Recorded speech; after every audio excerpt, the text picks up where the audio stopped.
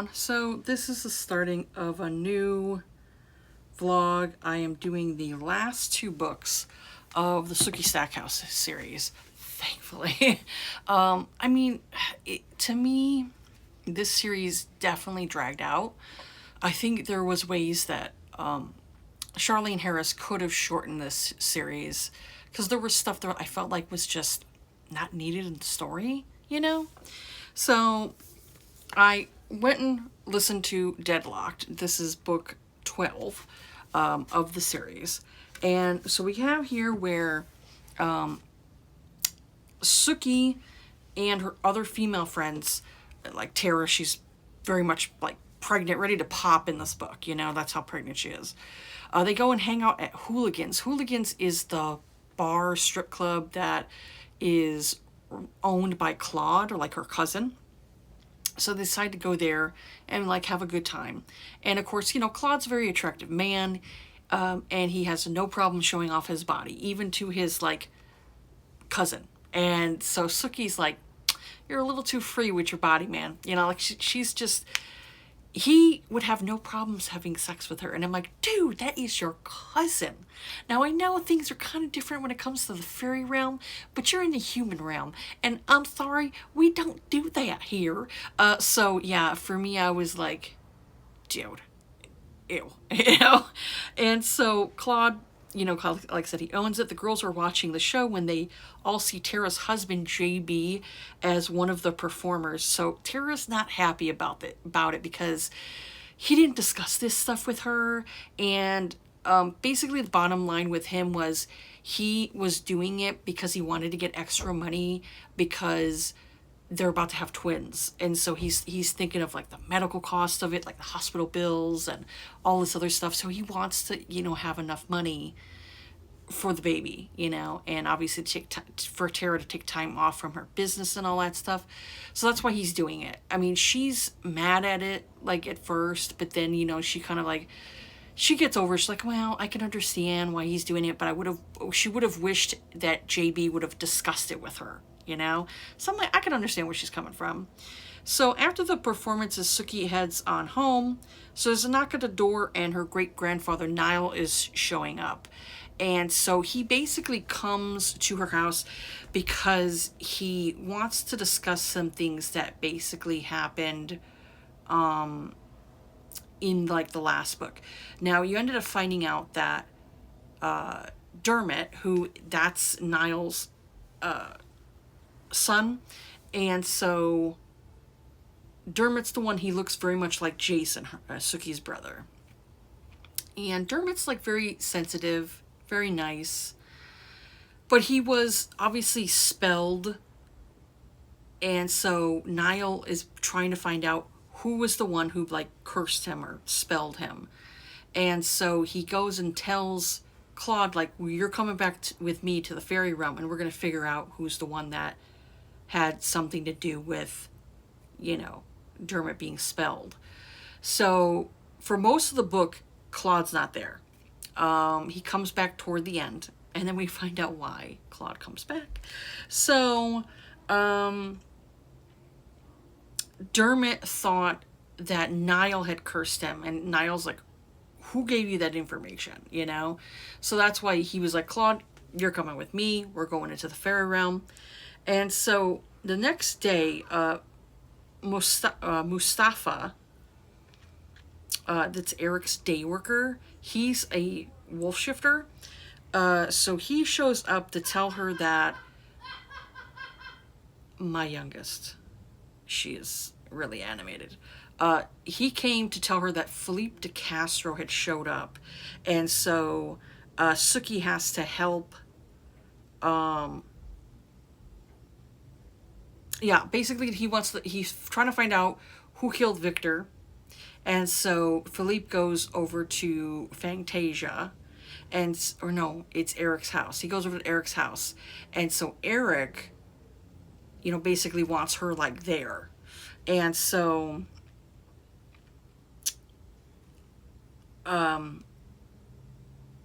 of course she's gonna want to head over to Shreveport, where Eric's house is at.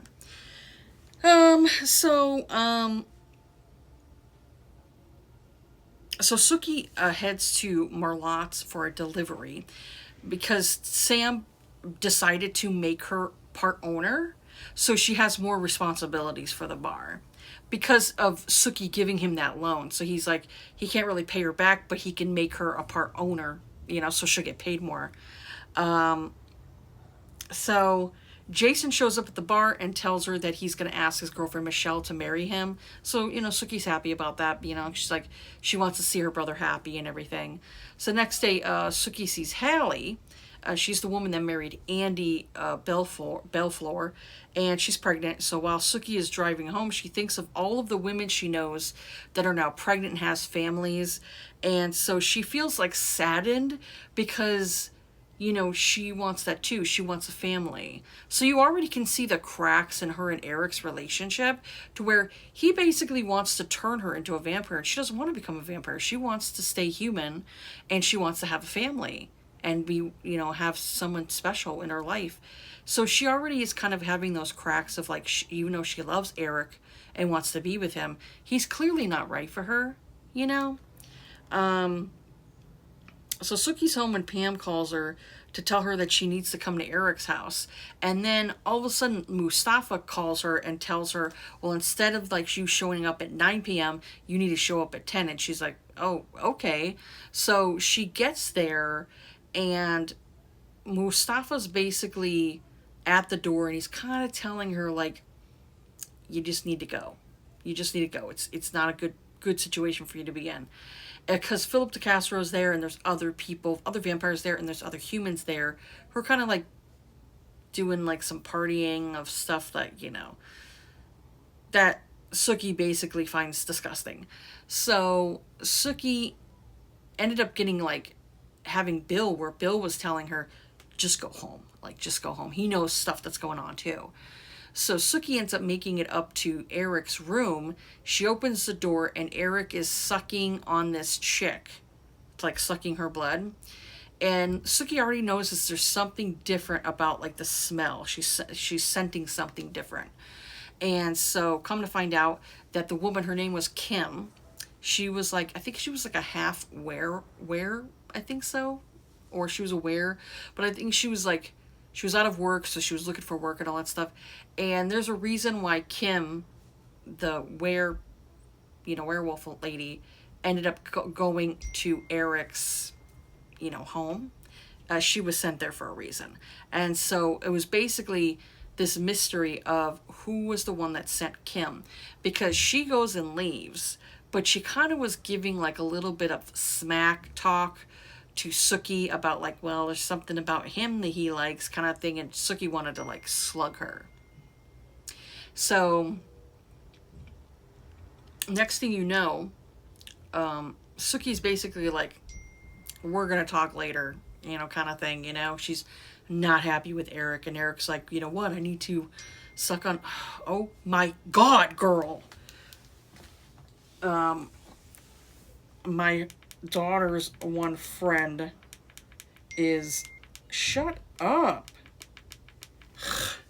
My daughter's one friend, she constantly texts my daughter, and it's like one message after another and another and another. And I'm like, girl, put your full thoughts in one freaking text. I don't care if it's like a book. Just do that. It's like every sentence, it's a new text. And I'm like, so annoying. So anyways, so they discuss when Bill comes into the house and tells them that the human woman is dead on the lawn. So Kim is dead. Someone killed her.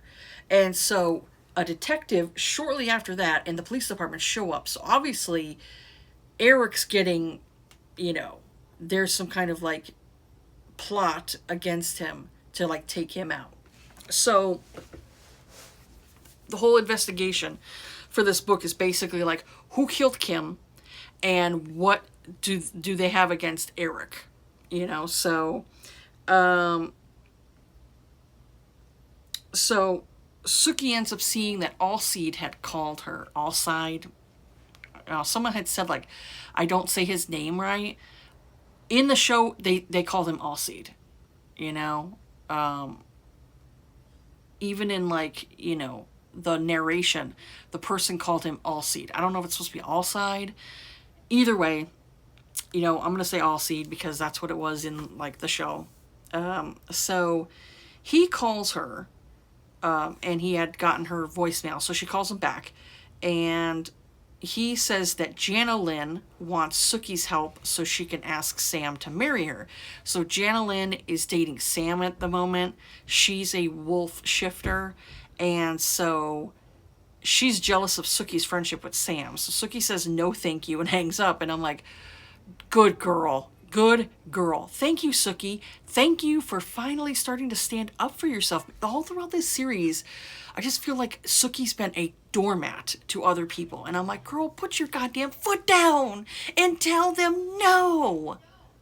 Tell them to fuck off. So, yeah. I don't blame her because, like, she doesn't like Jana Lynn. And I'm like, I don't like Jana Lynn either. Okay? So Sookie heads on home. She sees Mustafa at her house. And so Mustafa says that he knows who killed the woman, Kim. But he can't say it because it would endanger Sookie more. So she told him to, like, basically call Allseed because Allseed can help him. Even though Mustafa doesn't really want to be a part of a pact. He's kind of like more of a loner.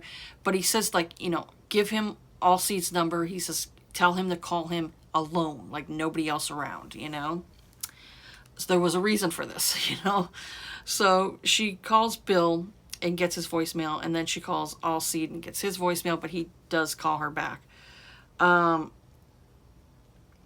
So she tells Eric, like, well, is Bill Silly the investigator for, like, I think Area 4 or whatever it's called? And so he's like, yeah. And she says, well, have him investigate and see if, he can come up with something. So she's dealing with that. And then Belanos shows up to Sookie's house. So he went hunting for a deer in the woods.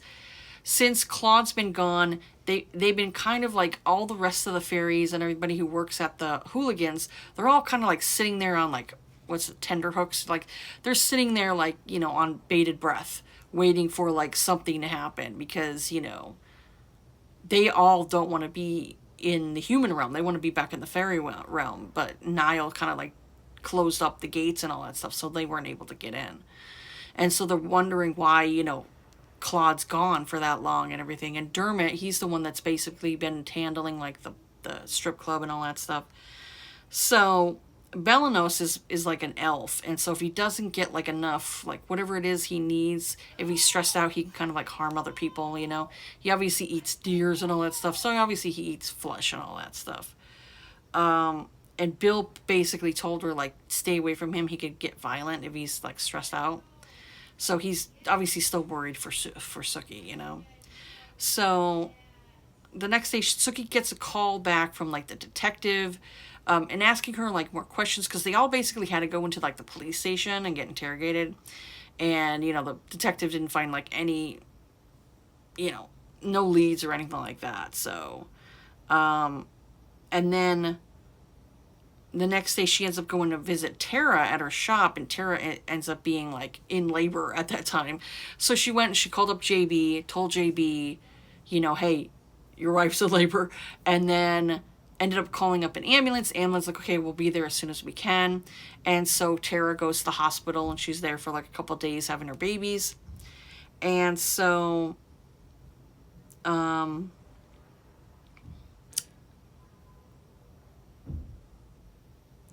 eventually what happens like the next day, Allseed and this other were person had come into like Merlot's to eat, and so she had gotten him alone and told him like, hey, call Mustafa, don't talk to him alone and everything like that. And so he's like, okay, I'll talk to him.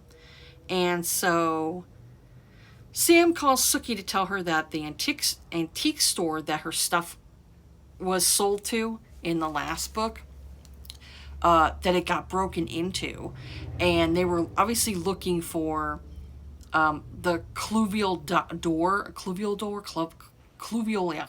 door, which is this like magical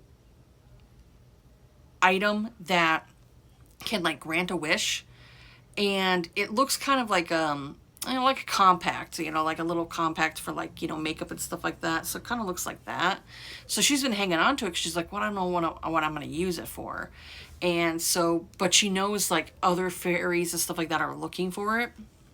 So that's why it ended up getting like broken into. So Sookie tells Jason that she'll cook him and Michelle like a sweet potato pie. And so while she's at home,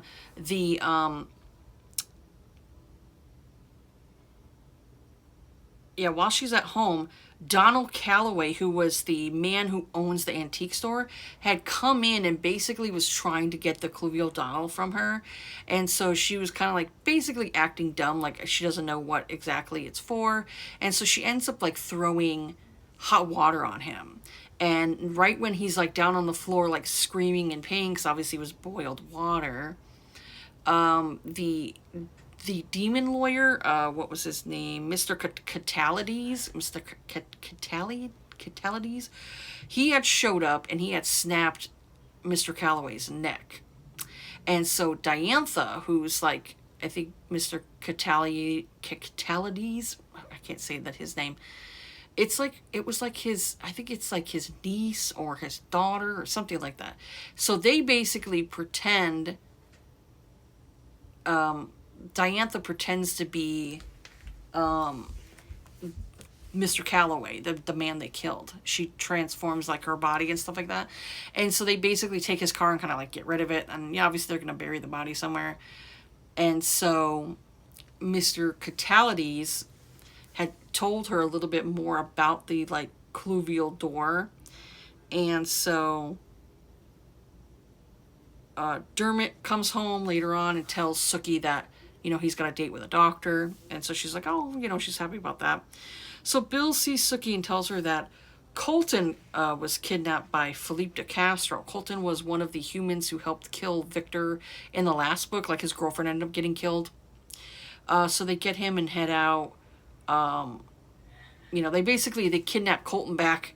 They find out where he is. They kidnap him back. And then as they're heading out, they see some werewolves and stuff like that. Some wares. And so they tell her that Allseed found Warren, who's Mustafa's friend. But unfortunately, they aren't sure it's him because they said, like, the person's dead. And so she goes with them, but as she's getting in the car and, like, taking off with them, she notices something's weird about them. And so basically they're trying to kidnap her to take her over to Jenna Lynn, because they found out Jenna Lynn had something to do with kidnapping Warren. Because Jenna Lynn wants to overthrow Allseed, or Allside, whatever it is, Allseed, wants to overthrow him and become Packmaster. And so that's why they were kidnapping her. And so after that, she starts fighting with the one, his name is called Van. She starts fighting with him. He starts hitting her. And then all of a sudden Mustafa comes out of, driving down the street in his motorcycle. He rips the door off and grabs her and gets her on the back of his bike. And so he takes her back over to where Bill's at, I believe, right? Bill? Yeah, I think it was Bill. Mm-hmm. Yeah. And so you end up finding out that Jenna Lynn was the one who had pushed Kim to go over to Eric's house. And then you find out there's someone else involved with that too. So they end up rescuing Warren. And so it ends up being like Sookie's birthday. So she visits with Tara and the babies. And then Sam ends up calling her, telling her, hey, there's something wrong. There's like beer missing. And she's like, what are you talking about? She's just mad, and just frustrated. So she goes to Merlotte's, and it was a surprise birthday party. So they all give her gifts and everything like that. And then after her birthday, she heads home. And that's when Pam and Eric and Bill are there. So they all gave her gifts. And then her and Eric decide to have a conversation about the relationship. And so he tells her that he has no choice but to marry Freda, the other vampire lady. And so, of course, Sookie's like still upset about it. Like, you could just say no. And he's like, well, this is something that was the last will of my maker and I have to do it. And so she doesn't know what he tells her that she can stop this, that she can stop it from happening. And so she doesn't know what he's talking about. And then he ends up leaving, upset. So Sookie keeps thinking about it and then figures out that Eric must know about the cluvial dial or cluvial door. He must know about it. That he's basically asking her to use that on him so that way he doesn't have to marry Freda and then, they could be together. But ultimately it's like she doesn't want to be a vampire.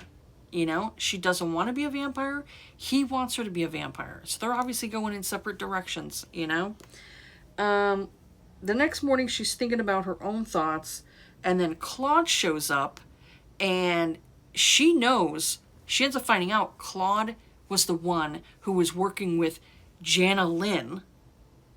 And so she's kind of like trying to act like nonchalant. Dermot comes down the stairs and he's like, oh, Claude's here.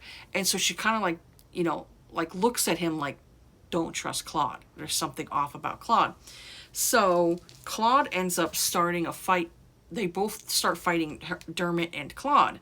And then all of a sudden some of the other fairies come in and they start pushing Claude down. And you come to find out Claude was the one who had set things up to make Eric look like a bad guy and all that stuff. So that way he can try to get the cluvial dial for himself, a cluvial door for himself. Claude wanted that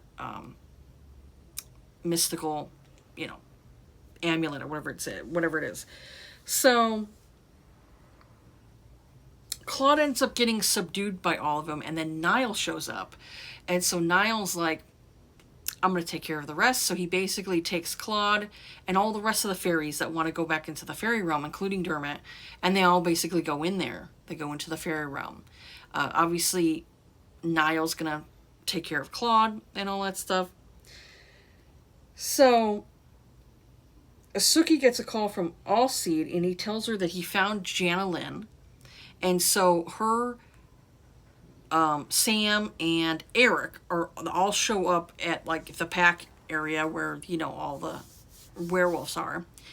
And so he has Jana Lynn talk on the phone with like the detective to confess. She already went and like sent in a letter to the detective, but he tells her you need to confess, so that way they can kind of like take Eric's name off the list of like suspects of who could have killed Kim. And so so she ends up like confessing, and then Mustafa basically wants to challenge her. He's got a sword, so he wants to fight her because she had kidnapped Warren. And obviously Warren's important to Mustafa in some way. I don't know if they're gay and, and they're lovers or something like that, or if there's like something else going on. I don't know what it could be. I'm thinking maybe possibly a gay relationship, even though it's not really told in here. Or maybe they're just like really good best friends, and that's the only person that Mustafa has that's close to him. I don't know. But because she had kidnapped Warren, his friend, he wanted to challenge her. So Jana and him start fighting, and she goes toward Allseed because she wants to go and kill Allseed. Allseed moves out of the way, and she ends up hitting Sam, and she kills Sam.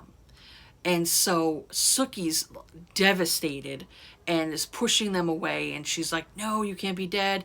And so she goes and uses the cluvial door on his heart and is saying, please be alive, and brings him back to life with that thing. And so of course, you can only use it once, and it ends up turning into like just regular thing.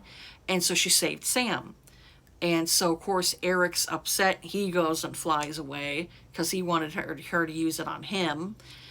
Which I'm like, you're going to go and be upset after she saved her best friend's life? Sam's her best friend. Sam's the one who's always been there for her. Sam's the one who's never used her. Where some of the other people have used her and treated her like a doormat. He's gotten upset with her, of course, But ultimately, he's always been there for her. So I'm like, to me, when you look at it, you're like, yeah, of course her and Eric are not going to work out. Just the way he is. Like, I'll go and like talk about it when I finish up this last book here. When I finish off Dead Ever After. Yeah, Dead Ever After. Weird name. When I finish that one off, I'll talk about, like, I saw somebody's blog and they were talking about this. It was something they talked about years ago when they read the book, but I liked the way they had wrote it, and so I wanted to read it, and I'll put it in my description, so if you want to check out the person's like blog, you can check it out. But I liked what they had to say, because I was like, I totally agree with what this person was saying about like Eric and how his behavior was, and so I thought it was really interesting. So I'll finish off the last book, which is that one, the book 13. I will say I started going into this one, and I got through the prologue. Yeah, prologue. I got through the prologue. The prologue is like third person. And I'm like, why did she do that? That's so weird. This series has always been Sookie's narrative, her point of view, her narration.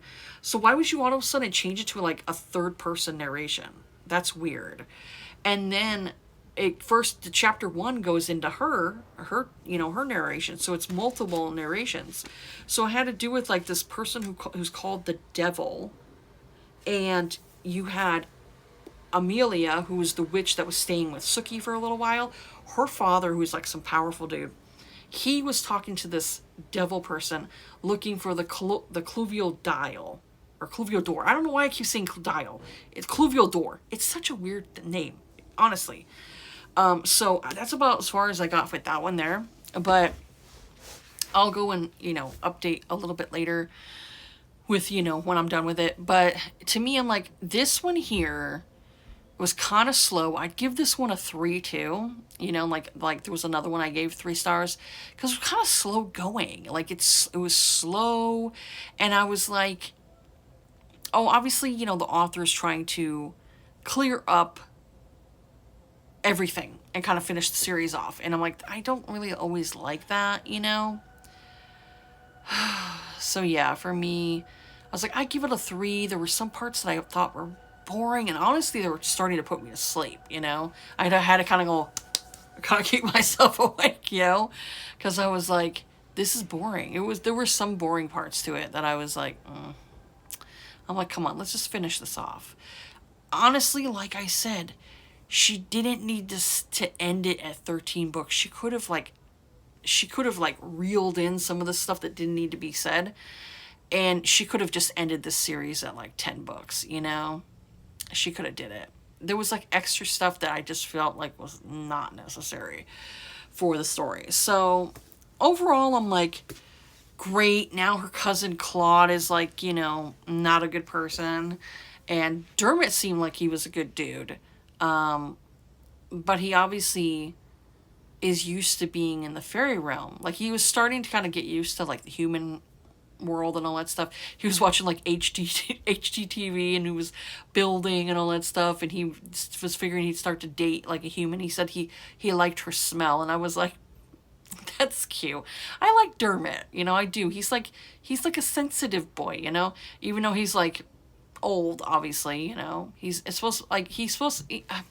obviously he looks more like 30s, but he's obviously older than that, but he's very sensitive, very sensitive, very meek, whatever it is, where, Claude always came off as like very confident in himself and confident in his body, and I just didn't understand like the whole turnaround, where I'm like, why are you trying to like fuck Sookie over, all because she didn't want to sleep with you?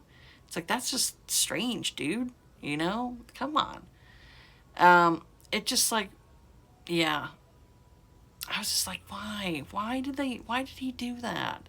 And then Bill's like still lingering around, that fucking jackass. And he's like, oh, I still love you. And I'm like, yeah, but look at the way you treated her. Look what you did to her. That's something that you can't forgive, It's just something you can't forgive. And then like you know, like Eric, you know, in like the past couple of books, like the way he's been treating her, and I'm like, dude. And then Quinn called her, like he had, like it was a small part in here where Quinn ended up calling her, and he was telling her that there was this chick that he was sleeping around with and dating, and he got her pregnant. You know, she's like almost like she's like the last female like tiger shifter kind of thing. And so with tiger shifters, I guess they don't raise the child together. Like the mother weans the baby off, I guess, after a while, and then, you know, Quinn can see the child or whatever it is, which I'm like, that's kind of weird, but whatever. And even he was like, oh, could you, like, you know, still call me and let me know how things are going? Because I'm like, he still obviously holds a flame for Sookie, even though he got another woman pregnant, you know, and is going to have a baby with her. He still has a thing for her. And I'm like, man, what is it about Sookie that all of these dudes just have this strange, you know, thing with her, but then they don't give her everything that she wants, you know? And it's like, if you want to be with her, then fucking, like, you know, be all in and everything, you know? Be all in with her. That's what she wants. She wants someone to be all in with her, you know, into the relationship, and not be like, not be treated like a fucking cookie on the side, you know? I don't blame her, you know? I'm like, come on, Sook, you know, come on. Come on, girl.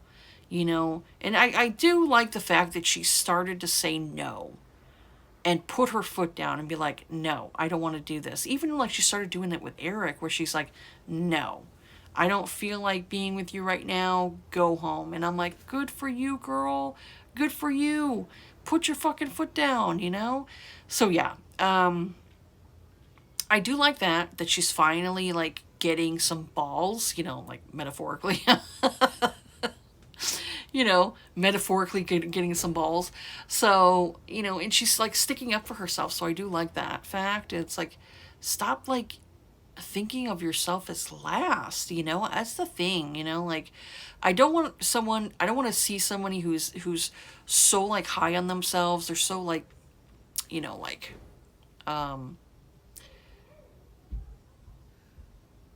they're narcissistic, you know? Like, I don't want someone like that, but you also don't want to see someone who thinks of themselves as last, you know? Like for me, I'd say you know, I've done that over the years for myself. I've always treated myself last when it came to like relationships with my parents, you know, with my mother and my sister and everything like that. I've always done for them and they've never done for me, and I've always been last, you know? When I was younger, it was a little different because, you know, I was the only grandchild for a while. And so I was like, you know, spoiled when I was little. But as I got older, it's like, it was all like basically people constantly needing things from me and needing things and needing things and me. And it wasn't for me, you know, it wasn't enough on my end. So yeah. So for her, I'm like, I kind of, you know, I could sympathize with her, you know, in a way, where it's constantly people are getting things from her and she doesn't have anything, you know, back.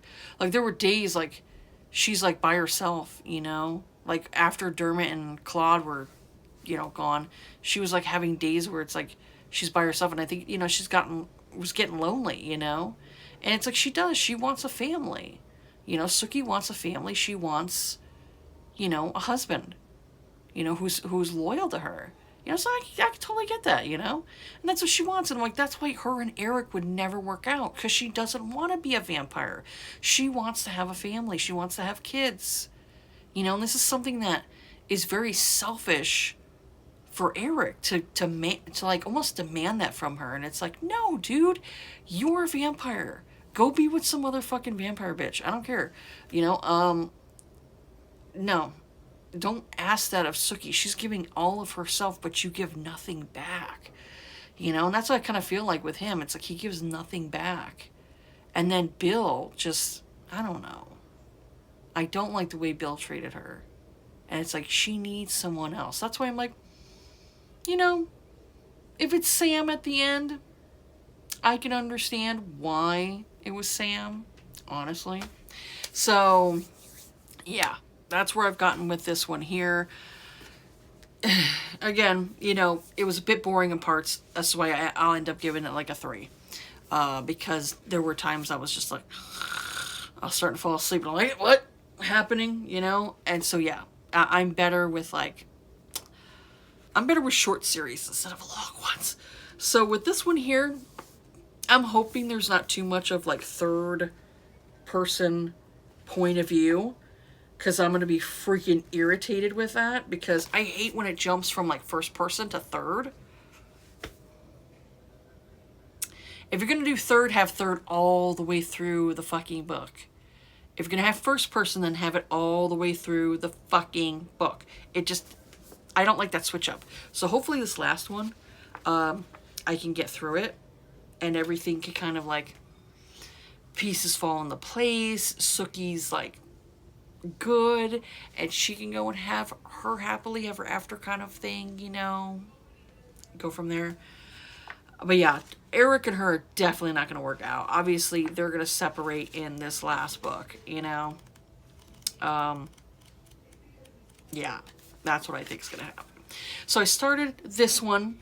I just want to get through it, you know. Like there were parts in that one, in Deadlocked, where I literally put the audiobook on 2. You know, I put it on like 2 times speed because some parts were boring. And I was like, I'm putting this on 2 times speed. I can still understand what's going on, but this shit's boring, you know? And then when I got to certain parts where I was like, okay, I slowed it down and I listened to those parts and went from there. But anyways, my mouth is getting parched. I need to drink some water, and I did not bring water in with me. So yeah, I'm going to go and finish this off. When I finish this off, that'll be it for this vlog, and then that'll be it for this series. Yay! And then I'm gonna put these books onto my Pango books, and I'm gonna go and sell them. I'll sell them for probably like $5 each, you know. They all came in like a box set, but the box ended up ripping and I didn't want to try to repair it. So I ended up just throwing the box out. So I'd say if like, you know, people want to buy, because these are like the UK editions. If anybody wants to buy the UK editions, I'll probably sell them for probably like $5 each, you know. Because I think they cost me about like $50 or something like that for like I think it was like $50 or $55 for the box set, I think. So yeah, I'll probably sell them for like $5 each and go from there. But yeah, that's it right now. So I will update you all later. Okay. Update. So this is the last part where I'm going to tell you, you know, I finished the book, and also I also delved into another book. It was more of like a novella to the series. Is basically the author finishing up the like characters of like where they went and everything like that, and you know, you find out like what happened with Sookie and Sam and all these other characters. So I thought that was kind of interesting. It was like a half hour long for the audiobook, so I got through that one.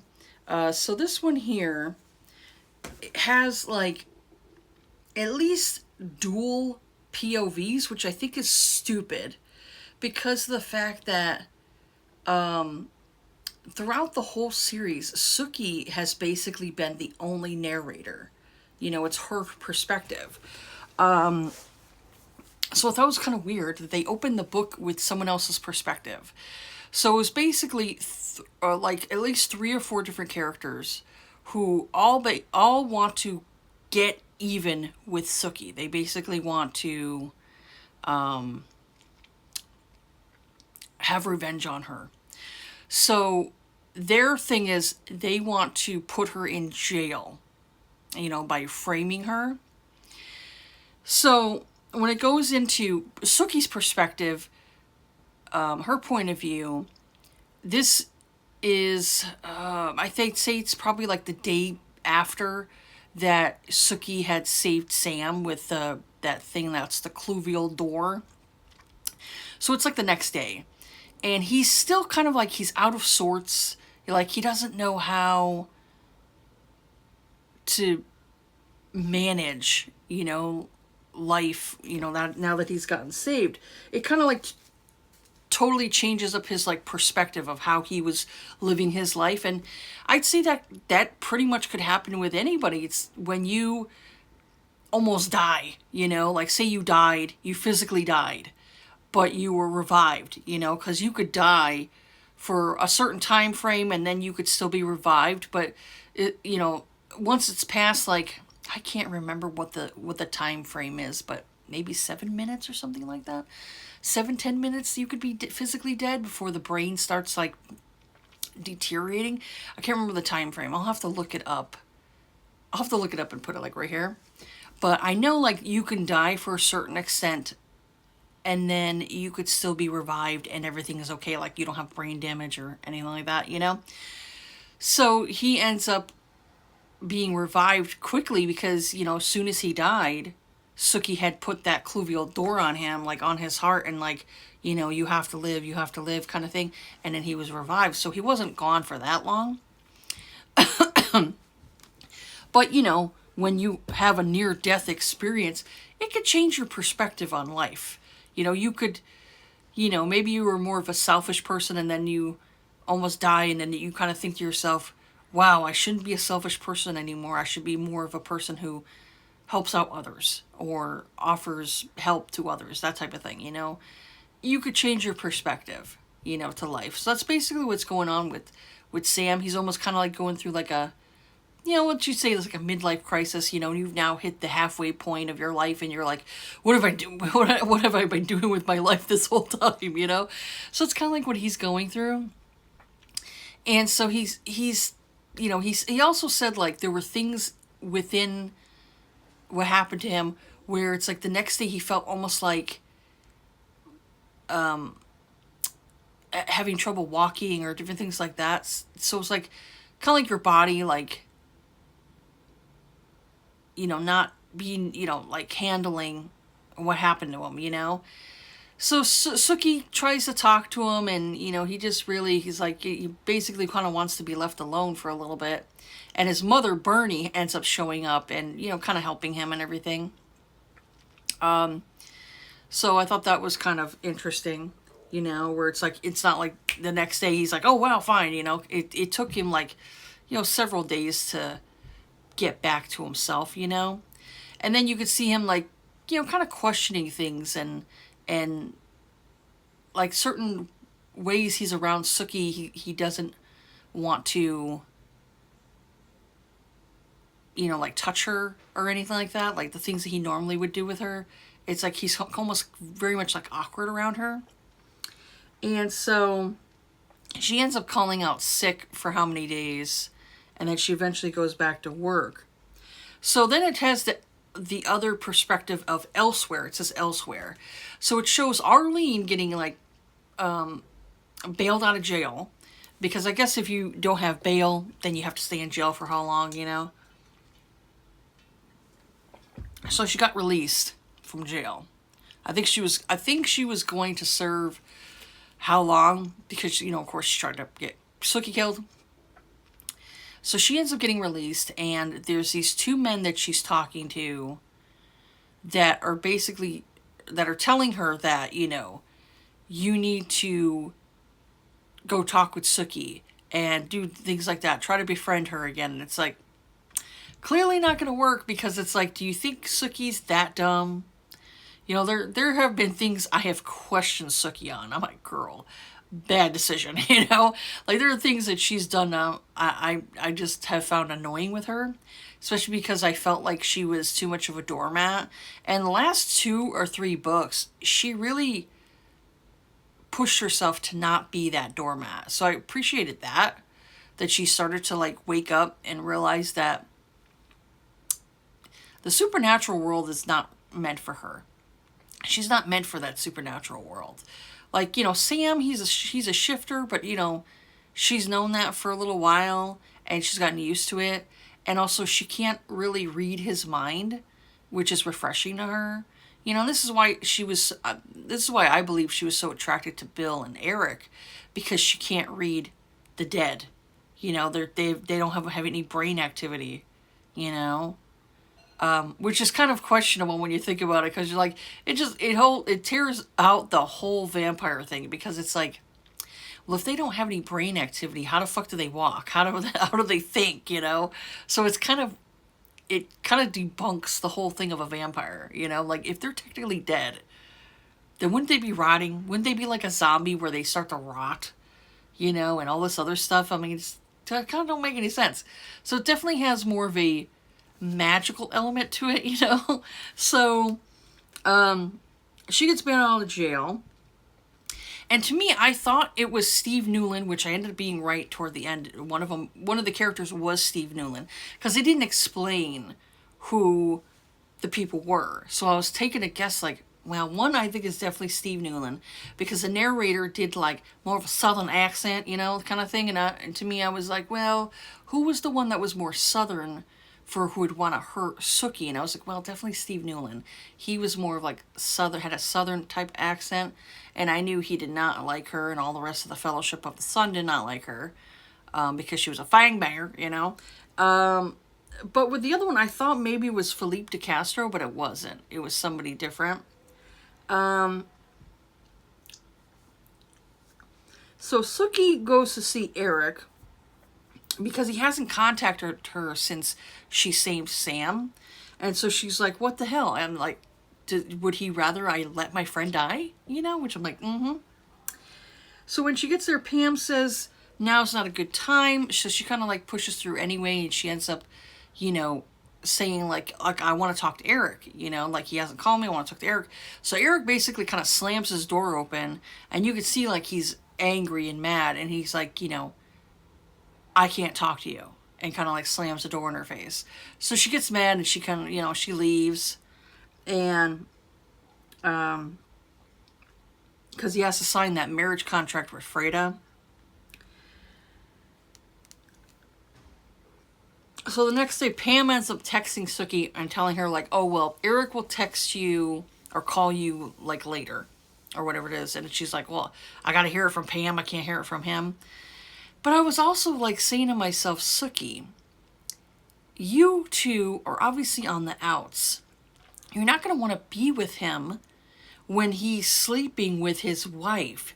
You don't want to be the cookie on the side. So why are you dragging this out? Just end it. Just ended. He's not going to be able to get out of that marriage contract, some kind of vampire bullshit contract. And plus also, you want to stay mortal. You don't want to become a vampire. So why are you dragging this out? I kind of like was annoyed with her there, where I was like, why are you dragging it out? You guys aren't going to end up together, just based on the fact that he's a vampire. He wants you to turn. You don't want to turn. And it even comes into the relationship when they start discussing things in this book. She even says that to him,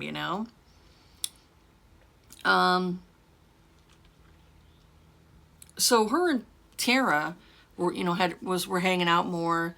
Tara, of course, had her babies, and she was dealing with that. So, it's good. Obviously, she was getting a break from her babies for a little bit. And I think it was JB's mom was watching the kids. And so Sookie and Tara had decided to go into Shreveport to go shopping, and they kind of like had a more of a heart-to-heart kind of thing. Tara's like, I'm sorry that I haven't really known, stuff that's going on with you and everything like that. So I like that. Like, they had this relationship where they can, kind of like open up to each other a little bit more, So Bill had showed up the next day at Sookie's house and tells her that he had a visitor. So he said Karen, which is Eric's other child, it's not his real child, obviously it's a vampire child. She's in town, but she's also called the Slaughterer. So he was a bit like worried, like he's like, I'm not sure, why she's here, and everything. So it kind of made him a little bit worried.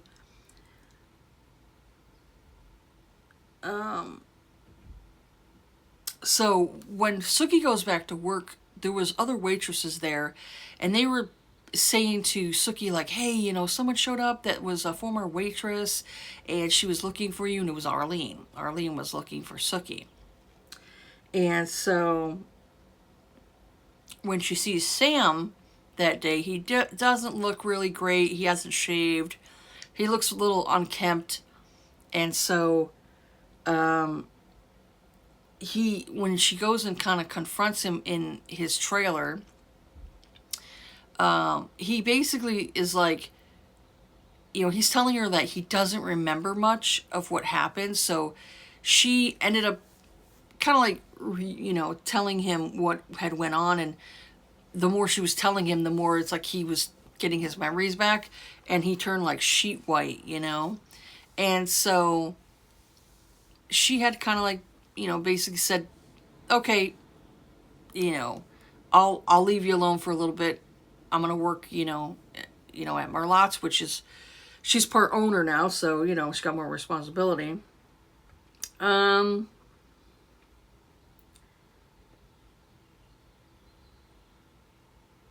So Sookie's at Merlotte's, in the office when someone knocks at the door, and when she opens it, she realizes it's Arlene. So her and Arlene talk. Arlene wanted to get her job back, which not really. Wanted to get her job back, and Sookie's like, no. And so Arlene's like, well, I'm gonna talk to Sam. And so Sookie's like, well, I'm part owner, so I have a say in the hiring. So she got mad and like stormed off. And so end up being elsewhere again. So Arlene meets with the men she met with before. So they ask her if Arlene knows of a hidden key for Sookie's house. And they tell her, go in the house and steal something from Sookie, something Sookie owns. It's a physical thing, like a scarf or something, So Arlene goes in there, and she has this token, I guess, is supposed to, because it's things called wards, so it's supposed to help protect the house. But this one coin that she has obviously opens up the wards to where she can get in there and, rifle through Sookie's shit and steal the scarf. So Sookie hadn't seen Terry in a while, and she bumps into him when she's like pumping her gas.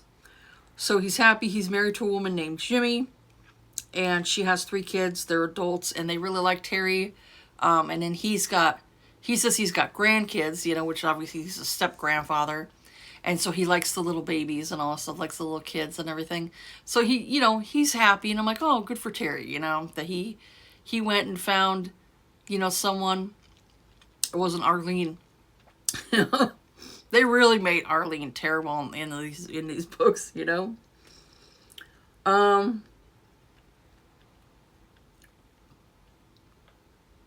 So Sookie's very organized, and she notices that something's off about her drawer, because she's like, well, she normally closes her drawer, and when she goes into her room, she notices that the drawer is kind of like partially open, and she goes, that's weird. She goes, did I leave it partially open? She's like, I swear I closed them, So she notices that something's off, but she's like, kind of shrugs her shoulder and like, well, maybe I wasn't cleaning the best, because she's very tidy, very neat. So, the demon lawyer contacts her about something, and then that night, Eric ends up waking her up and is telling her, like, oh, he's treating her that way because there's basically eyes and ears around him, and so he has to basically, like, shun her. And so Karen, the slaughterer, ends up being Sookie's bodyguard, watching out for her because, obviously people are going to want to harm her and everything. So the next day she goes off to Merlotte's, and it's raining, and Sookie sees Sam kind of like basically in like a poncho, and he's near the dumpster, and he's kind of like frozen. And so she's walking over to him like, Sam, what's wrong? And ends up looking inside the dumpster, and who's there but the dead body of Arlene, with a scarf around her neck. That she obviously, it was used to choke her. So, you come to find out, the scarf is Sookie's. They want to, people who don't like her want to be, oh, I gotta adjust my leg. The people who don't like Sookie are trying to, frame her for Arlene's murder, which is very, like, when you look at it, you're like, that is the weakest fucking thing you can do. To go and say, oh, well, this person did it. Even if she's like, well, I'm not sure if that's my scarf. And say if it even had, Sookie's DNA on it. I mean, when you look at it, girls, like, a lot of females usually borrow other females' clothes, Women tend to do that. They're like, hey, can I borrow your skirt, or can I borrow your sweater, or whatever it is.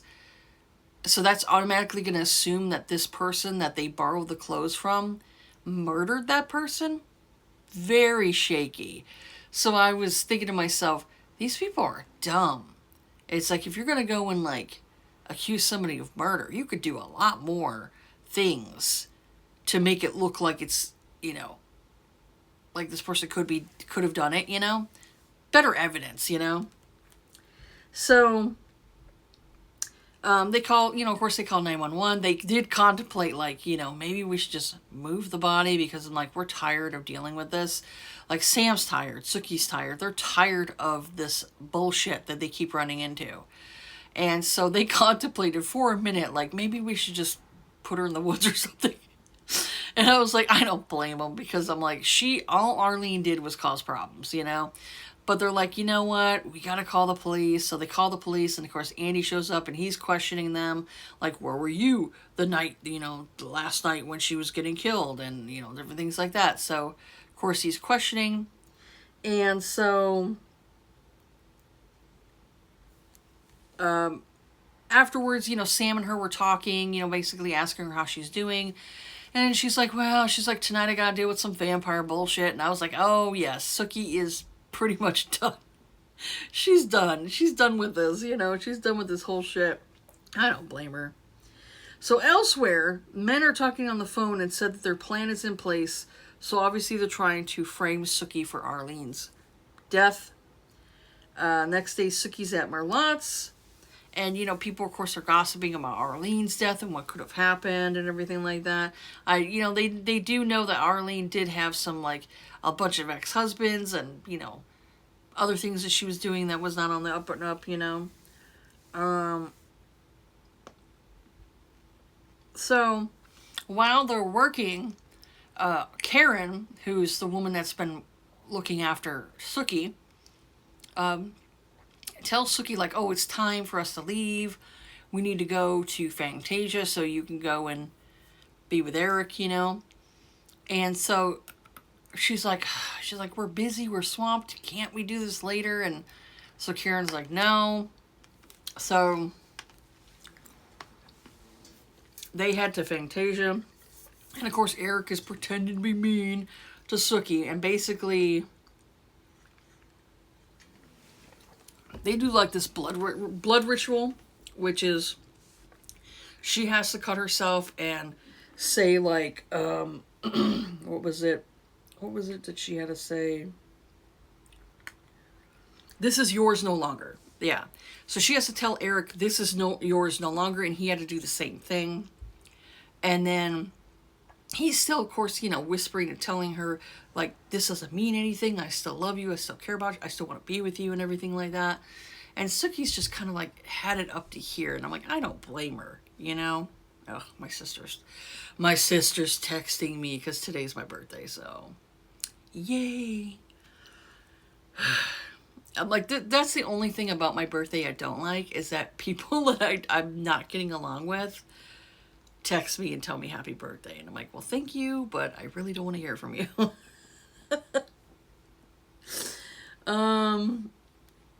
So, Okay, so then it goes into the other perspective again, elsewhere. And so it's finally revealed that one of the men is Steve Newland and the other is Johann Glassport. And I'm like, I don't even remember this character of Johann Glassport. He obviously was around the time of like when the Pyramid Hotel like had exploded. And I'm like, who was he? And obviously he was connected to like Sophie Ann in some way. And I was like, okay. I'm like, I don't even remember this character. I honestly don't even remember the character. So, of course, what happens is Sookie that morning ends up opening up her door and Alcee, Beck, and Andy arrest Sookie for the murder of Arlene. So they go and they take her to the jailhouse, and Jane, Boathouse, she's like the town drunk. She is sleeping it off. She ends up waking up and she's looking at Sookie like, why are you here, Sookie? And so Sookie's like, well, I'm being, accused of murdering Arlene. And she was like, what? She's like, no, she wouldn't. And so Jane basically says that, oh, what? Well, I saw, she's like, I saw Arlene. And she's like, Arlene was talking like two men. And, Jane was obviously in a car with a dude where they're going to have sex and all that stuff. And she obviously was, buzzed. But she was, sober enough to where she remembered she saw Arlene and saw her talking with like two other men. And so when they had got out of the jail, because, Sookie's now going to go to the courthouse and be arraigned and all that stuff, Jane even told like the police, like, why are you taking her? She didn't do anything. She goes, I saw Arlene with two men the other night. And so they were like, didn't want to believe her, And so Sookie ends up going to the courthouse so that obviously she could be arraigned and, if she's going to stay, like either stay in jail or she's going to get, let go on bail, and obviously she has to pay the bail and all that stuff. So all of her friends basically show up to the courthouse, and the lawyer she had was asking, like, is this all the evidence we have here? Is like this scarf, which we don't even know Sookie even owns. And so the judge agreed and said, well, if that's all the evidence you got, we're going to let her go on bail, but she's got to pay like $30,000 in, bail bonds and all that stuff. So Sookie doesn't have it because currently the money she had gotten from, I think she had gotten from her cousin Claudette, was had gotten frozen until like it clears or whatever it is, a certain amount of money is available to you, but it's like the whole amount isn't available to you after like how many days or weeks or whatever it is, especially if it's a lot of money. I would assume the same thing might be for like, say if you won the lottery or something like that. I'm assuming it might take like weeks or months for it to like calculate, be put in your account, and everything. It might take some time for it to do it. It's so funny. It's easy to get some money out, but then when you put some money in, especially if it's a check or something like that, it's like, it takes how many days or weeks to clear. And I'm like, are you serious? It's like, come on. So, she ends up getting released on bail. And so Mustafa's there as well, representing Eric. So obviously Eric's going to pay her bail. And so Alcee Beck, who's been in the series for a while, he's one of the police officers. He's married to this woman.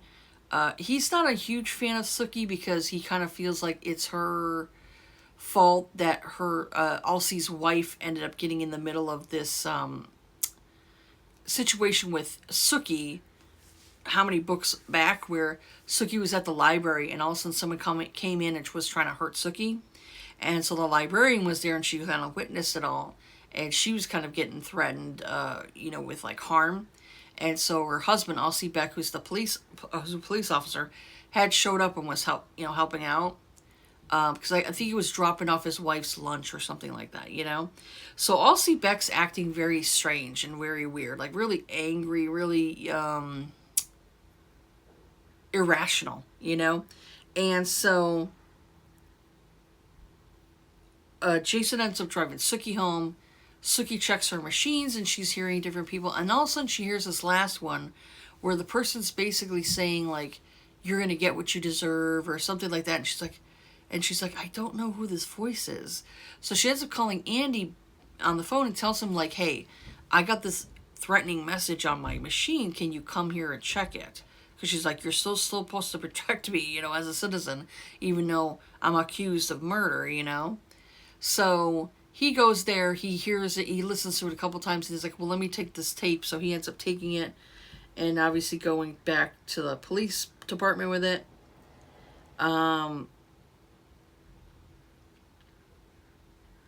But before Andy leaves, she tells him, can you tell Alcee Beck to clean his car? Because she thought she saw somebody throw something in Alcee's car when Arlene got killed. And they were investigating her murder.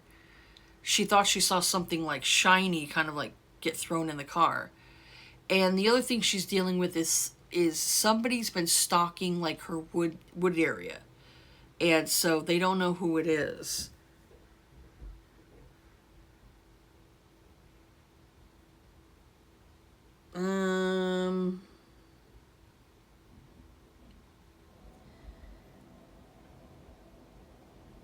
So Bill ends up calling Sookie on the phone. It was so weird because it was like this person who was a poet or whatever it is, that they end up coming to Bill and this person, I think his name was Harp, went to Sookie's home, and all of a sudden Harp's like asking her all these like interrogation questions. And so it like, you know, Bill's kind of like, whoa, what the heck is going on? Because he thought maybe they were going to talk about the history of, you know, what happened with Kim, the lady that died over at Eric's house in the last book. So he was basically asking, like, yo, did you have anything to do with Kim's murder? And she's like, no. And so Bill had got him out of there, and I was like, that was kind of like a weird, like a little storyline that they did.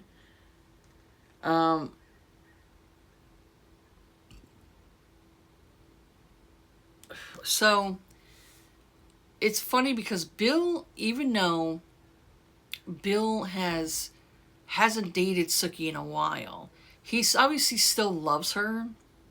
So she's talking with him, she's getting tired, and he kisses her on the lips. And it's like, when are you gonna go and finally understand that no means no, man? It's like, seriously, you took advantage of her, you lied to her, you went and forced yourself on her when you were in a crazy vampire frenzy.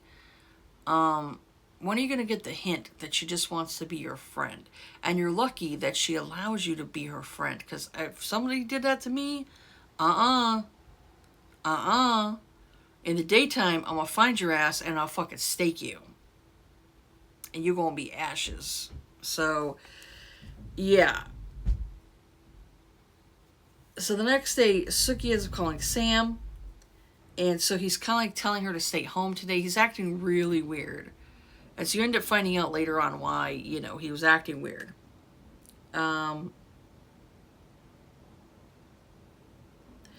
Okay, so the rest of the story, because I don't want to keep dragging this out, because it was a lot of different stuff going on at the end. So basically, Mr. Catalides, which was the he was like the half demon. That, like, sometimes they're like demon lawyer, then sometimes they say half demon lawyer, and I'm like, is he half or is he whole? Make up your fucking mind, Charlene Harris. So Mr. Catalides, who's he's the demon lawyer. I keep saying death. He's the demon lawyer. Him, Diantha, who's a demon, Barry, who's the other telepath, who else? Who else was it? Oh, Amelia and Bob. You know, Amelia and Bob had gotten back together.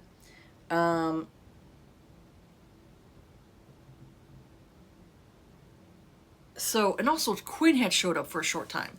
So they all basically came into Bontemps to help Sookie figure out who killed, you know, Arlene.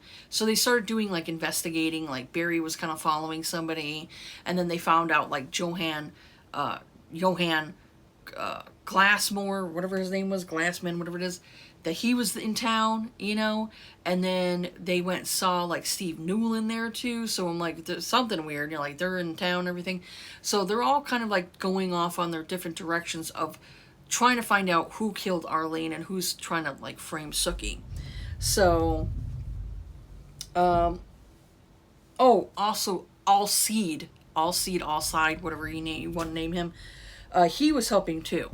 So Sookie and Quinn were walking in her yard and talking, and she even asked him like, well, how's the baby? And he's like, oh, baby's getting really big, you know, and all that stuff, you know, like baby was still like in, you know, obviously the lady's womb and everything, so the baby was growing really quick. I guess like tiger shifters, you know, they have babies quicker than maybe humans, which makes sense because dogs and cats, you know, their incubation time, like when they have kittens, is not as long as, you know, humans. At least I don't think so. I'm pretty sure that's the case. Shorter time. So they're walking, and Quinn senses something's in the woods, and he's like, he can keep smelling fairy. Like, he's like, it's a hint scent of fairy. And Sookie's like, well, that's impossible because all the fairies went back to the fairy realm, you know? Think about that. He smells fairy. So,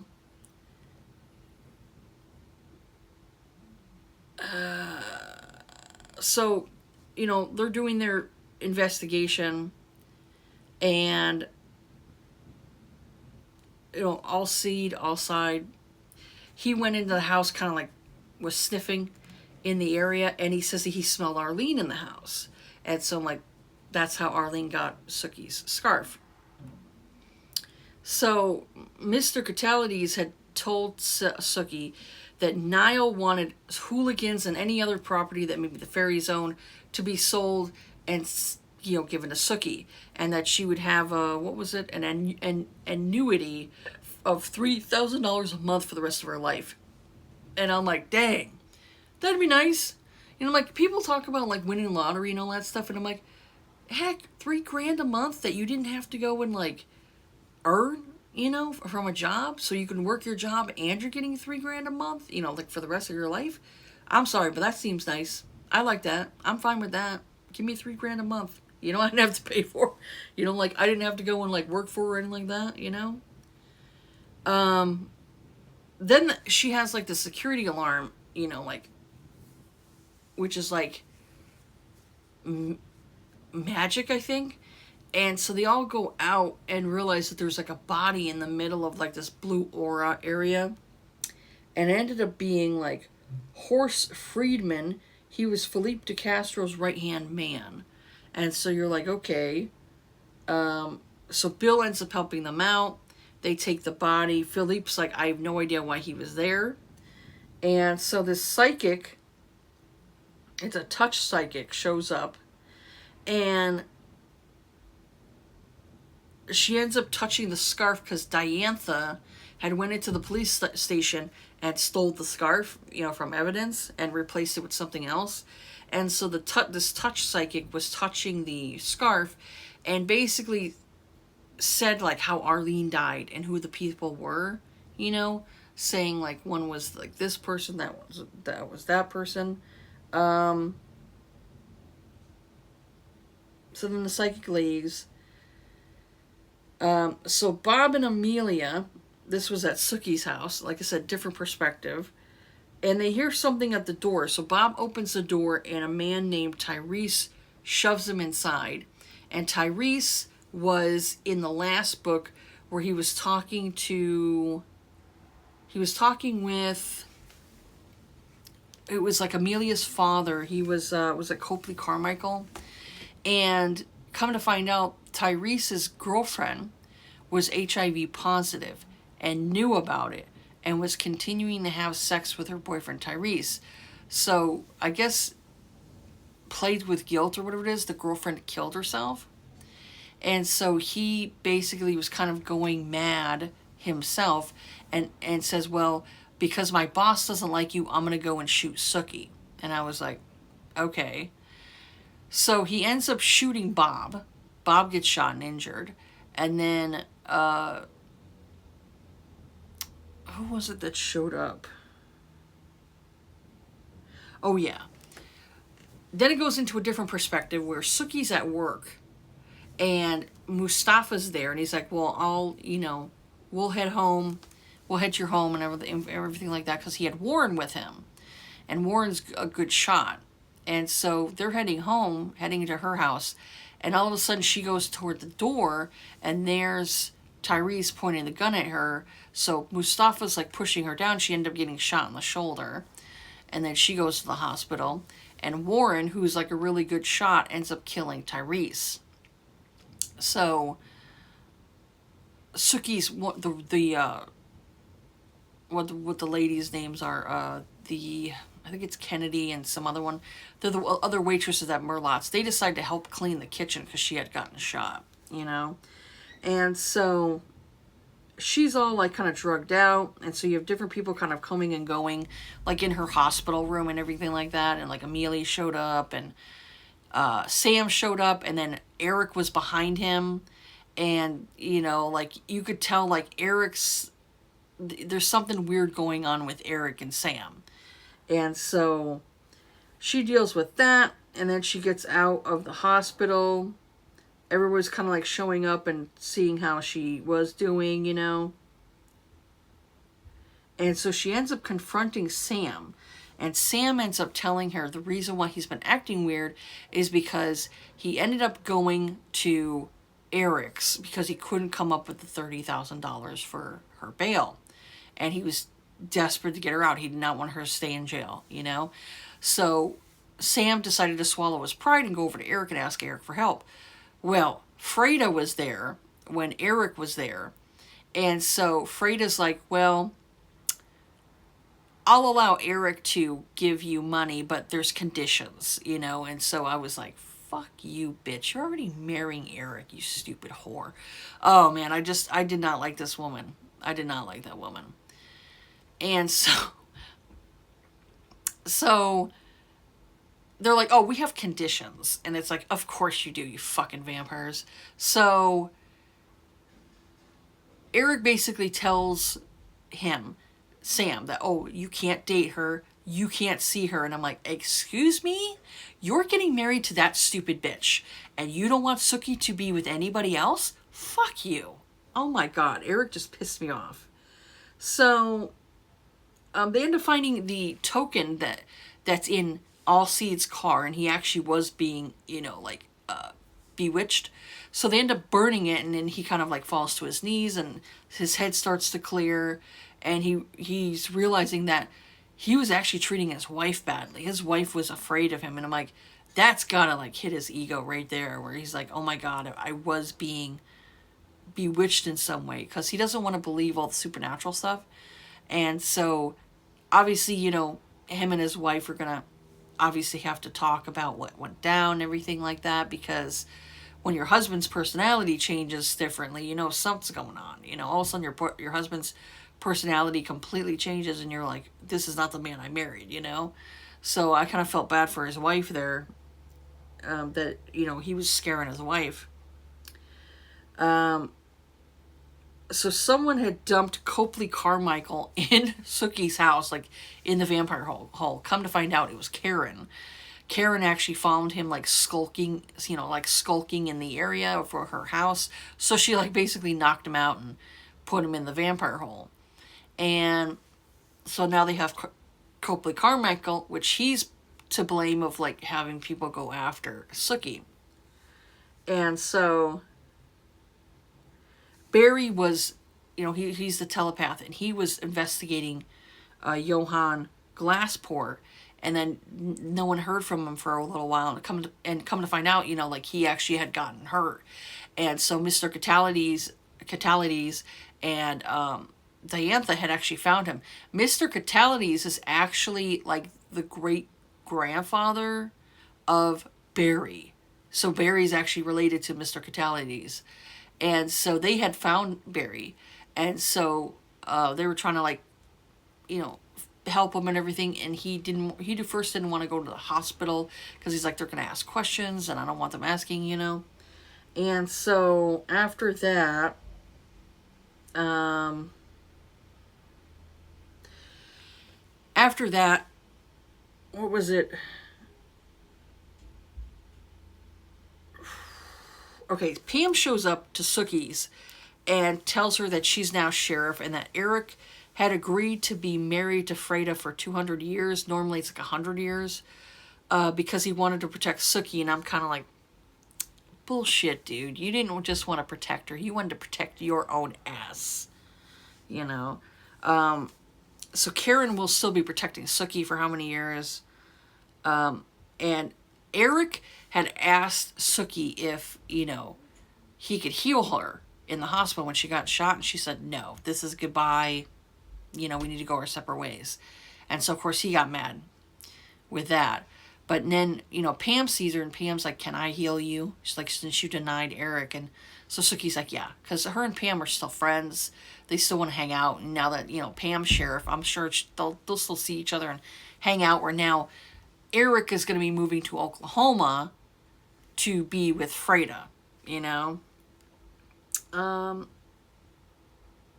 So for some stupid reason, Sookie decides to leave her home area, which is still being warded, decides to leave her yard to go to Merlotte's and get her iPod.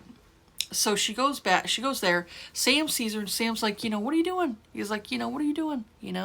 He's like, you're still, you're in this area, So they start talking for a little bit, and then she notices, because he was doing, yard work and stuff, she notices he's got something in his hair. So she's, kind of, flicking his hair, and he ends up kissing her, bending down and kissing her.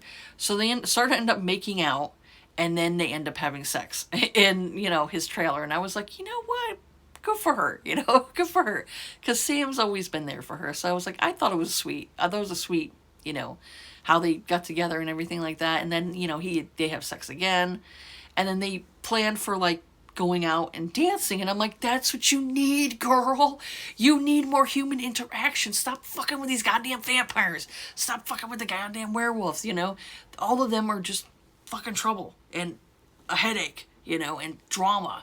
So I'm like, going out with Sam, so she goes, and they decide to go out to this bar area, and so they're dancing, and Sam's like, he feels very intimidated about the dancing and everything like that. So he's like, you and Jason, you're better at dancing. Why don't you dance together?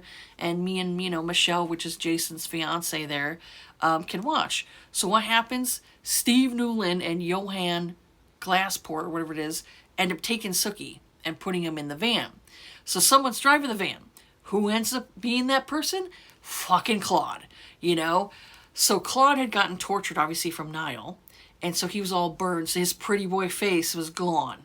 All that's left is his fucking sparkling personality, which isn't that, And so, so she ends up, talking to Claude and, why are you doing this kind of thing? And, so he's talking about Niall and everything like that. And then he's like, why don't you just sleep with me? And she's like, because you're gay, And then when he's, is like, yeah, well, what's so wrong with that kind of thing? Come to find out, Steve Newland and Johan there, Glassman, whatever, I keep forgetting his name, Glassport. They're homophobes, obviously, and they're like, well, we don't like, men being with men. And so Claude starts taunting them, and I'm like, oh, dude, bad idea. So, of course, what happens? Steve Newland starts punching him while Claude is driving, and they're all fighting with each other. So Sookie ends up escaping out of the van and starts running. So some of the other ones that saw her, get kidnapped from the bar, they had actually followed them and was kind of blocking the area. So Sookie had ran toward them, and they were like, well, who's there? Who's in the woods? And she's like, it's Sookie. And they're like, okay, come on, Sookie. And so they shoot Johan, and he ends up dying. Then Claude and Steve are coming out, and they're kind of fighting with each other. So Steve ends up getting a shot. And then when Sookie's telling him, hey, Claude, you're going to go to a human prison, he's not going to like that. So he starts screaming and starts kind of charging them, and they shoot Claude. So all three of them are, dead. So Barry's beat up, so he doesn't want to go to the hospital, and he doesn't have any family. So Sookie's like, oh, I have an idea. So she ends up calling Bernie, which is Sam's mom that lives in Texas, and she asks if Barry can stay with her and kind of like convalesce and all that stuff and heal. And she's like, yeah. So she ends up like taking Barry in, and so after that, Sookie ends up going to Jason and Michelle's wedding. So she ends up sitting next to Sam. She told Sam that before she wanted to take things slow with their relationship. And so you could see, like, obviously her and Sam are going to get together. And so he drove her home, and he was asking her, at her home, he asks how Claude got out of the fairy realm.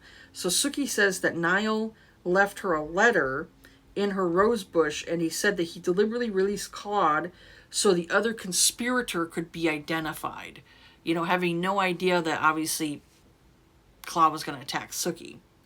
So that was basically the end of that series. It's like she ended up with Sam. And of course some people were mad, but I saw this other person, let me find it. It was a blog. I'll have to put this in my description, where this person's wrapped up in books.org, and it said, and so this is the end, Reflections on Dead Ever After by Charlene Harris. So this person did their blog in like 2013. I'll have to go and, like I said, I'll put it in my description so you can read it for yourself.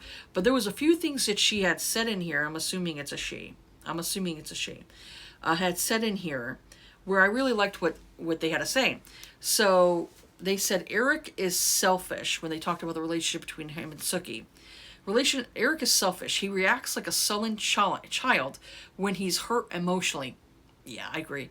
He was never going to put Sookie's interests above his own, even if she came a close second and he managed to really love her. Harris showed Sookie and readers this time and time again. He put her in the awkward position of marrying him through vampire custom without explaining the ramifications, while never offering to attach himself to her in a way that was meaningful to her. He bit her savagely, intending to inflict pain when she didn't rejoice in the death of their enemies to his satisfaction. He kept her in the dark about his maker's contract to tie him to the Queen of Oklahoma. He wanted her to love him enough to use the Cluvial door to magically end that problem for him. And when she didn't, he resented her. Agreed. Sookie loved Eric despite his flaws. She wanted him to choose her to fight for their relationship. He didn't. Instead, Eric resigns himself to the pretty sweet deal he's getting in negotiations with Oklahoma. He's off the hook for Victor's murder with Philippe and allying with a powerful, beautiful woman, and he's pissed he can't have his cake and eat it too. Exactly. Yep. When Eric and Sookie have their final talk, their first honest discussion of what they wanted out of their relationship, the truth comes out.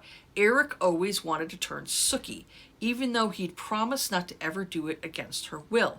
Now that he's rejected their marriage, he doesn't see any reason why he can't continue to see her on the side. Sookie finally says what has been on her mind the whole time, what kept her from truly committing to Eric. He won't love her when she's old and gray, and he won't ever marry her according to her traditions. Then, just so readers and Sookies don't go getting any ideas that maybe somehow over the rest of the book they'll get back together, Eric makes a real asshole move. Sure, he puts up Sookie's bail money when Sam asks, but ensures that Sookie won't discover Sam did ask, and also forbids him from being alone with Sookie at all. Because Eric has the maturity of a teenager and thinks that if he can't have Sookie, nobody should. Her own happiness be damned. Exactly. I was like, when he did that, I was like, fuck you, Eric. You fucking asshole. And so in his own twisted way, Eric still cares for Sookie. He does show up and offer to heal her when she's been shot, even though he's publicly declared his blood is not her, nor hers, his. Sure, he's mostly a jerk and pissed that Sam's there, but he still goes when it has to be a risk to his situation with Freda. He includes in his negotiations with Philippe and Freda a provision that Sookie not be harmed, and even if Pam asserts it is not done out of kindness, he leaves Karen with a year-long assignment to guard her property. I'm inclined to side with Sookie and think it was done in part to show Freda how he protects and defends what is his, and partly because he does genuinely care for her. And so, like, I liked that part of the blog. I thought it was really interesting because I was looking for, like, you know, different stuff, like what other people were saying. And I agree with that. You know, like, her and Eric would have never worked because he really was, like, he had even said to her, I should have just forced you to turn. And I was like, what? So you're going to take her own agency, her own consent against her because you want her to be a vampire. Fuck you, man. I just, that pissed me off when he did that. Then, when Sookie's telling him she doesn't want to be a vampire, she wants to have kids, she wants to get married, you know, she wants to have a normal family. She likes being mortal. She doesn't want to ever be a vampire. She goes, I don't hate you for what you are, but I don't want to ever be that, you know? And so that's what I liked about her, is like she was telling, like, exactly what she was feeling. So I ended up reading, like, the 30-minute, like, whatever, the short little thing. And so it told, like, what happened with Sam and Sookie at the end. So Sam and Sookie did get married. And, you know, Eric ended up finding out that she did get married. He was silent for about 30 minutes, you know, because obviously he still loves Sookie and didn't want her to be with anybody else, which is very selfish, you know? It's like, yeah, you could still love this person, but if you can't be together, if the circumstances are so different that you can't make it work, you have to let the person go. You got to let them go. You got to let them have their own happiness. You know, even if it's hurting you inside, you got to have, you know, this person have their own happiness. So, Sookie and Sam got married and they had 4 kids. And I was like, okay, they had 4 babies. So I like that part. But there were other parts of, like, the book where, like, in that book there, where I can't remember the name of it. I'll have to go and put it here. Because I did listen to it on audio. It told, like, some other people, like, oh, this couple broke up. And, oh, like, you know, this couple here broke up. But I liked hearing about Sam and Sookie, you know, where it's like they had 4 children, and, you know, I thought that was really sweet. You know, she had babies. That's what she wanted. She wanted to be a mom, you know. And a vampire, you can't be a mom, you know. You can't, not really. Like, you can have a vampire child, but that's someone you turn, you know. So it really shows, like, the things that vampires really miss out on is, like, having a real, true family, you know. They can have friends and, like, family, like, within their vampires, but you really miss out on that, you know?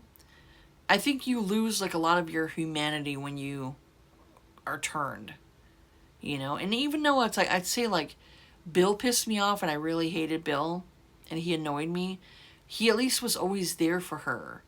Even when, you know, she didn't want him anymore. He was still there for her. Because it said, like, Bill still visited Sookie from time to time to see how she was doing and everything like that. Obviously saw her children and everything, too. So, that's the only thing I could say about, at least with Bill. It's like, I can't stand him. The things he did to her, I did not like. I did not like them as a couple. But I will say, I at least respect Bill a little bit more to where he just visited with her, you know, and didn't, like, try to force her to be back with him again, you know? At least I could respect that. Where with Eric, I was like, dude, you're a dick. So, I really, really disliked Eric toward the end of this because I'm like, dude, that's fucked up. That's fucked up, man. But, I mean, you know, I'm glad it's over. I'm glad it's over. Then I can move on to... I can move on to another series. Ugh, man. I can move on to something else now. So, there we go. But yeah, I'm going to move on to next month. I'll start with the Patricia Briggs series. I hope I like that series. I'm hoping I like it, you know. The last book, I think it's still hardcover, so I'll have to maybe wait until I can see it go to paperback, because they were doing that. They had it hardcover and then they would put it to paperback or mass market paperback. So we'll see. I may have to purchase it on Kindle just to read the last book. Excuse me. But yeah, I'm glad that I'm over with the Sookie Stackhouse series. There was a couple other ones, like there's one called Playing Possum. I don't know what the heck that one was. I'll have to look at it, but that one there, I was like, well, let me go and, listen to what happened to some of these other couples and everything like that, and kind of go from there. But it was definitely interesting. I'll give it that. It definitely was interesting series. There were things I liked about it, and then things that I found annoying. But I'm glad that Sookie finally got her voice to say, no, I don't want to be a vampire. I'll never be a vampire. I just want to be a human, and I just want to have a family and have a normal life, So I like that aspect to it. So that's pretty much it for this one here. I'm going to continue to go through whatever series I have that I physically own. I decided to get rid of that whole book series. I was first thinking about selling it, but I'm like, nah, I'm just going to donate it. It's too much of a hassle. I could go in the one Pango books, I don't know how to. You could do deals and bundles and stuff like that, but I'm like, I just don't want to do it. It's too much work. I'm like, I already have to send out books that somebody purchased off of my Pango Books account. I already got to go. I got to mail that into the mail today and everything like that, and get that gone and sent off. And then I got another person who put a book in their cart, and it's funny, they'll put it in their cart, and it's in their cart for how long, and it's like, just purchase it, someone else will buy it, and then you're not gonna have it. So that's the thing, I only have one copy of this book. Once it's gone, I'm not buying it again. So yeah, but I had to purchase boxes so that way I could fit multiple books in it. It's a pain in the ass. Sometimes the pain in the ass to be I guess I'm kind of a used bookseller, but I don't like it. I'm just doing it just to kind of gain extra money, so if I go on Pango Books and I find something on there, I could use my earnings as payment. That's the only reason why I'm on Pango Books, is I'm selling books, getting some money back from what I bought, and then using that money, those earnings, to buy other books that I see on Pango Books that look interesting to me. So that's all I'm pretty much doing with that. But yeah, that's pretty much it for this one here. I'm gonna try to keep the clips short for the next ones. I'm gonna do my best to wrap it up a little bit quicker, because with this one here, it's it was a lot of stuff going on with this here. So I need to be able to do a review that is shorter and can wrap it up a little bit better. So I'm going to try to do that for my next vlogs, because I know people are it's a, hour and a half or whatever it is just for talking about 2 books, and it seems like a lot, but, for me, I'm trying to explain a book that I read, and I'm what can I say and what do I not say, and then explaining it in a way that people understand. Some people are better at explanation than I am. So I'm glad that it's over with, so I'm done with that series. And then it basically shows how different the series is compared to what the books were. I still say I like the books more than the TV series, but there were things about the TV series I did like. So but yeah, that's it for this one here. Have yourselves a good day. Take care of yourselves. Be kind to each other. And I'll see you all on the next video. All right. Bye.